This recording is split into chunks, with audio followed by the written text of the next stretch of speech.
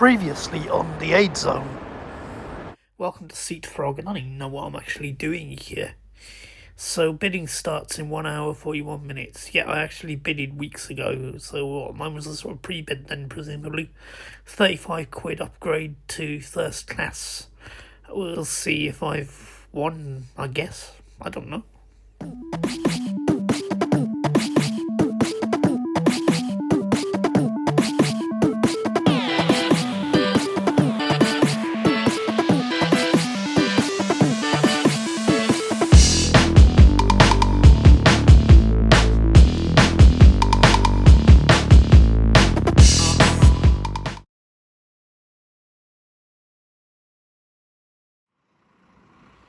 Good morning and welcome to freezing cold and lethal Edinburgh. It's not even 6 o'clock in the morning yet. It snowed heavily overnight and then rained on top of it, so I felt twice just getting to the bus stop. Luckily the city centre does seem to be gritted, so I might survive this portion of the journey. So you guys are going to be joining me on an epic trip. We're going to meet up with Ross at Phantom Peaks, and then it's over to Heathrow, to Shenzhen for the night in China, followed by Taipei, and then Hong Kong, and then back to Taipei via Hulian Aboriginal Night Food Market and the bullet train. So this is going to be good. Only thing worrying me slightly is we've got a tight connection in London for Phantom Peaks. Reason being, it's cost me like 80 quid for tickets and baggage storage, but we arrive in London at 10:48, assuming no delays, and Phantom Peaks starts at 12. Basically, Phantom Peaks is a sort of cross between a theme park and an escape room / city. It's been described as Westworld, Red Dead. Basically, it's an interactive world with lots of different tasks and things that you have to complete. It's going to be good. I'm looking forward to this one. I'm a massive Skyrim fan, so yeah. Oh yeah, I almost forgot to say. Remember that Seat Frog bid? Well, I won it. Yeah, so my first class ticket cost something like, I think it was £28.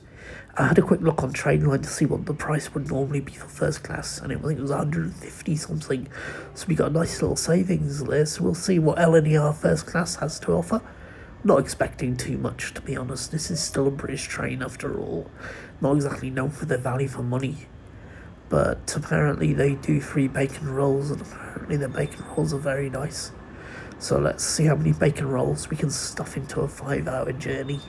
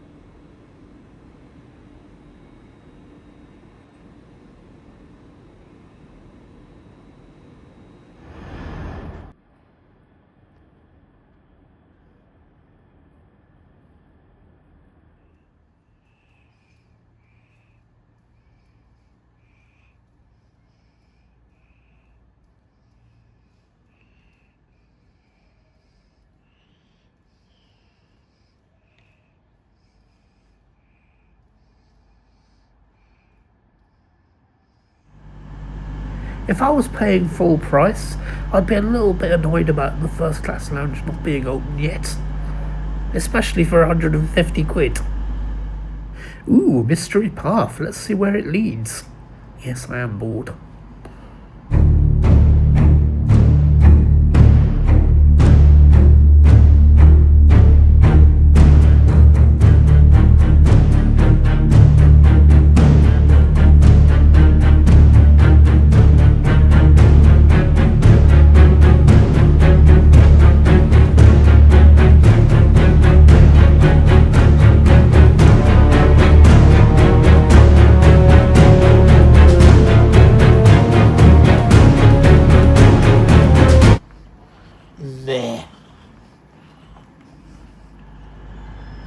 I'm sure Mary really appreciates the mass gigglage.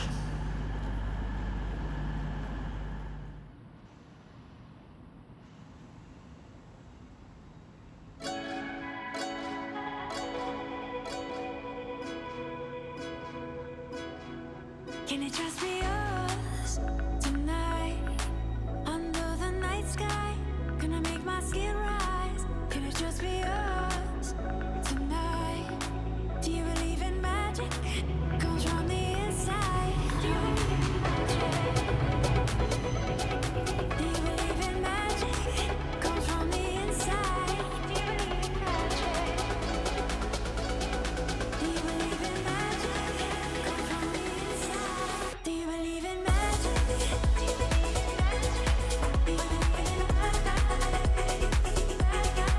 believe in magic? Do you believe in magic? Do you believe in magic?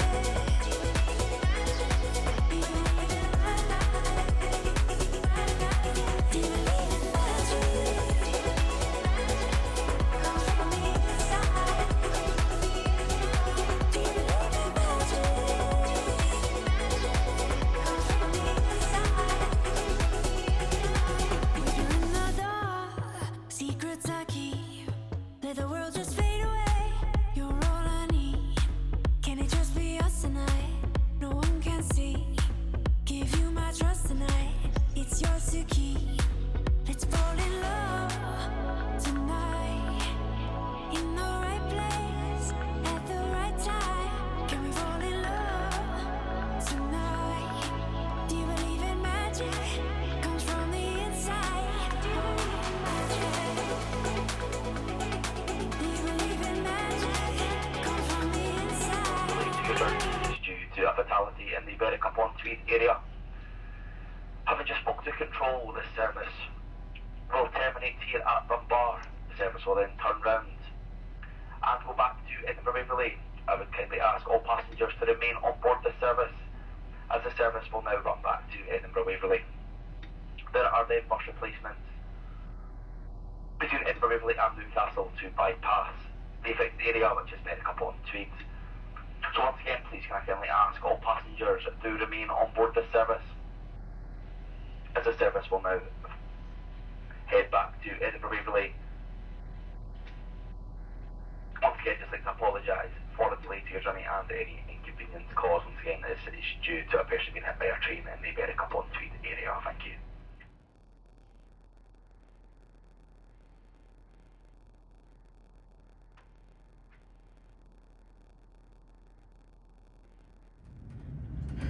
Obviously, Phantom Peaks isn't happening now. I'm a little bit irritated about that. It's not really LNEL's fault, though, to be fair, that somebody decided to tragically take their own life in front of a train at Dunbar. My commiserations to you and your entire family, and I'm sure you'd be bereft to know that you've completely screwed up my day and cost me about £110. Sorry for my Katie Hopkins moment there. But, yeah, back to LNER. So, their communication could have been a lot better here. There was that one announcement on the train that we were going back to Edinburgh, and literally nothing. We were sitting there for like an hour, and nothing at all. Then finally trundled back to Edinburgh. Went to the ticket office. By then, obviously, I was beginning to wonder whether I was going to make it to Heathrow, even because if it was a rail replacement bus as far as Newcastle, that's like 3 hours or something, because the roads aren't good in that region. I mean, you can see from my images here, it's all wild in the rural. It would have been tough to have made it, but just got a shrug in the ticket office, basically. Really didn't care. Newcastle, we're in Newcastle. True story, apparently Queen Victoria used to demand that her blinds were closed on the royal train as it passed through. She was really not a fan of Newcastle, and having done my master's degree, yes, I'm a master's graduate, having done my master's degree there, I sort of understand where she was coming from. Good on you, Vicky.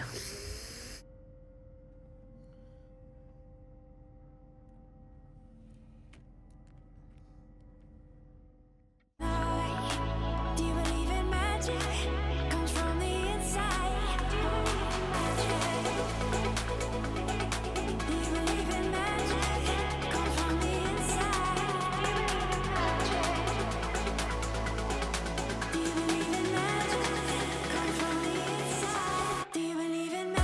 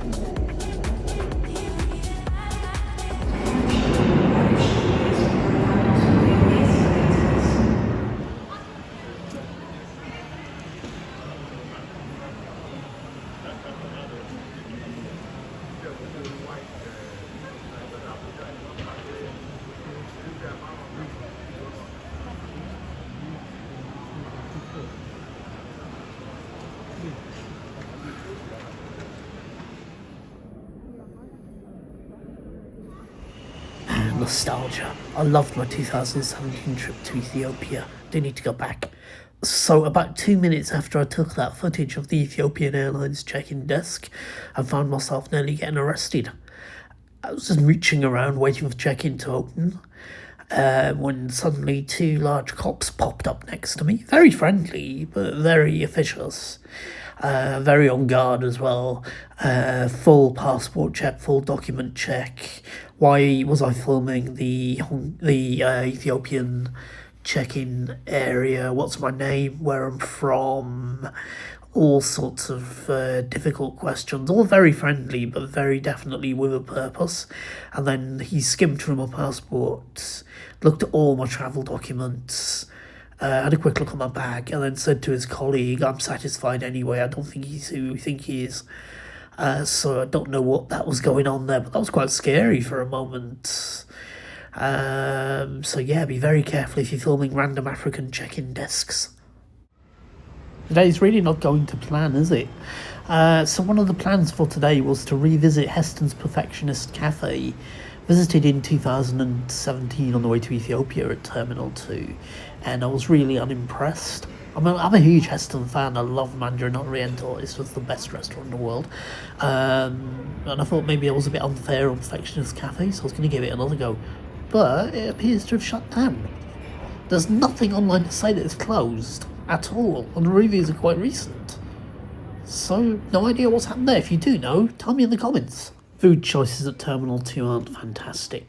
Finally chosen Jones the Grocer anyway, since we can't do Heston.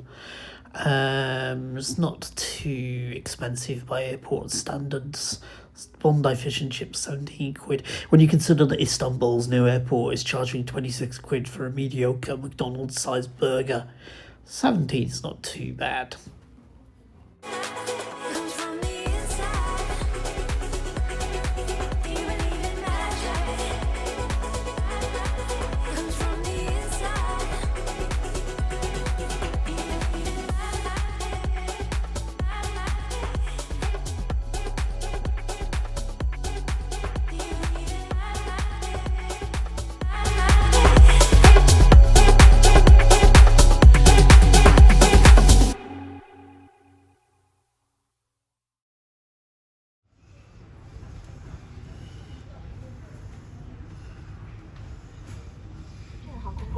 与中国国际航空公司联合推出的代码共享航班出行，非常高兴和凤凰之音及星梦贵宾再次相见。本次航班预计飞行时间为11小时，全程禁止开启使用各种型号的充电宝，包括磁吸式和无线式充电宝。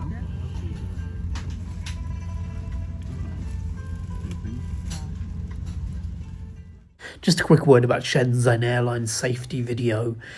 I'll try and get some footage of this next time. I think Bjork might have directed this one. We've got a guy with a perma-grin on his face. I'm not quite sure what he's so happy about, considering he's about to have to evacuate out of the slide. But anyway, he's absolutely delighted. He's got a big, happy smile on his face. Dunbar train guy could have learned a thing or two from him. And he goes careering off into the ocean off the evacuation slide, still smiling happily as you do when your plane's about to crash.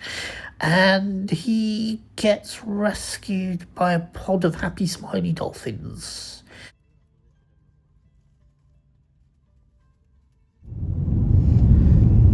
So coming into land at Shenzhen now.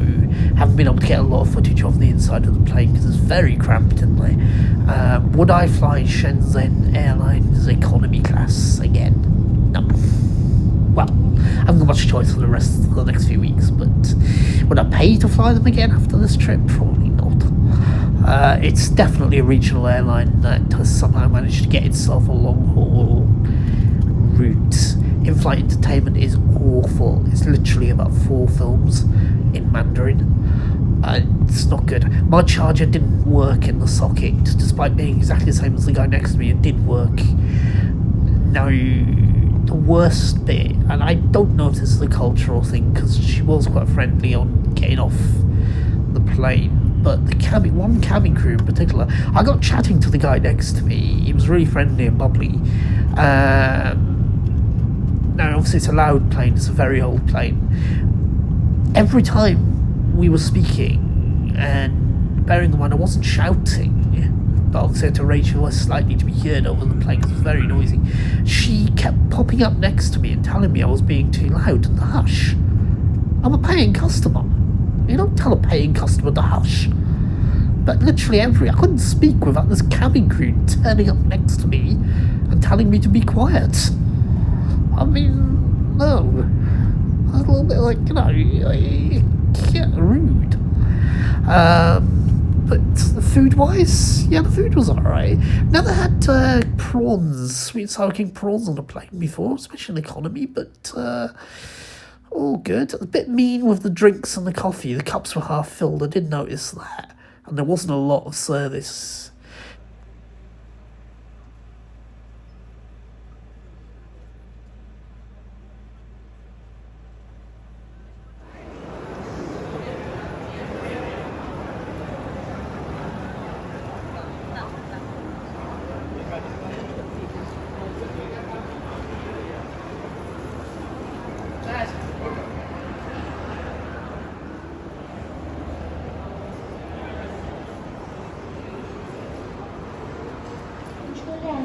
Driver Juan has called me 3 times and shouted down the line at me in Mandarin, so I don't know if he's planning to turn up or not. I have no idea what's going on right now.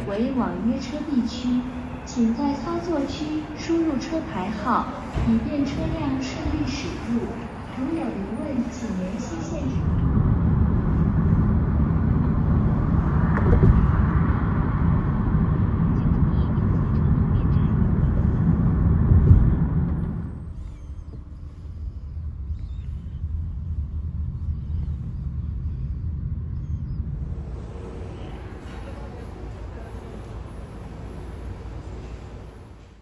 Just one night here in Shenzhen. Interesting looking city though. It's one of China's new massive mega cities. It's well worth a look, I think. I'm going to come back and have a proper look. No, they aren't what they look like. I was a bit like, what the hell, for a second. No, there's a kettle there as well. No tea, milk or coffee, anything like that. So, yeah. Let's head off to McDonald's and grab something to drink.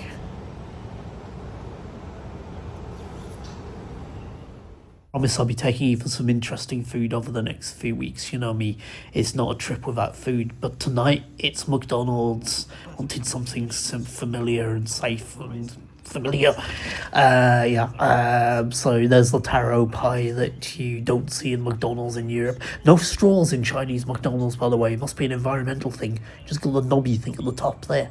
Quite clever, very clever, actually. McDonald's China does fried chicken as well, competing directly with KFC. And that's McAngus burger, so competing directly with Burger King. Traditional cold fries, cold clammy fries, the way you get in every McDonald's outside the US. But who wins the fried chicken battle? McDonald's or KFC? Let me know in the comments, and obviously subscribe if you haven't subscribed already. That McAngus burger was actually quite nice. It didn't taste like a McDonald's burger. It was quite nice. Right, anyway, I'm off to bed. It's been a very long day, 2 days. I've completely lost track. 2 days? I think it's been 2 days. Off to Taiwan tomorrow. Still haven't decided whether to do Windows on the World. It's the equivalent of £23 for a ticket. I'd only have 3 or 4 hours there. So I'll make mine. We'll see. Catch you tomorrow. Bye.